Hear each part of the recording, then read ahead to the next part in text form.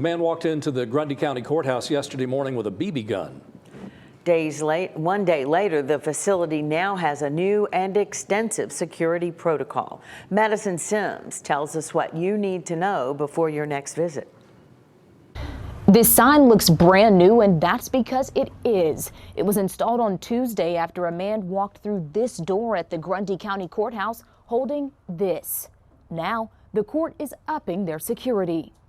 Just after 8:30 Tuesday morning, a man walked into the Grundy County Courthouse with a cell phone in one hand and a gun in the other. When he first entered into the courthouse, he had a bandana under his nose. The masked man pointed the gun at a man working in the building and then walked into a courtroom where a judicial proceeding was underway.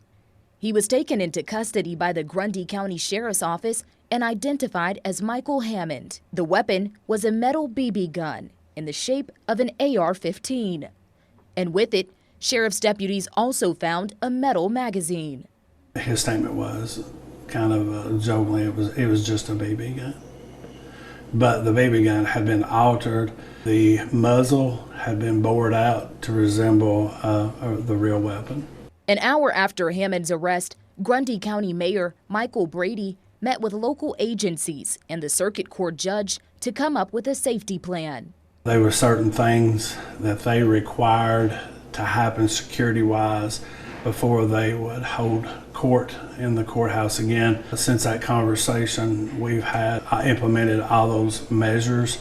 There's now only one entrance and exit.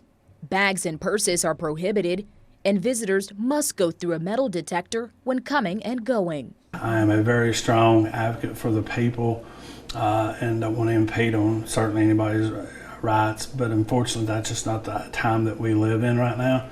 Before this incident, the only sheriff's deputies in the building were in the courtroom, and metal detectors were used on a case-by-case basis.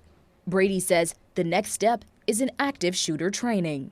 I just noticed during this incident that there was no protocol where offices could speak to other offices.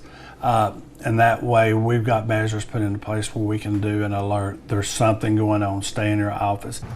Hammond is being charged with disorderly conduct, 3 counts of aggravated assault, and carrying a weapon during judicial proceedings. And as we learn more about his case, we'll be sure to share that information both on air and online. In Grundy County, Madison Sims, Local 3 News.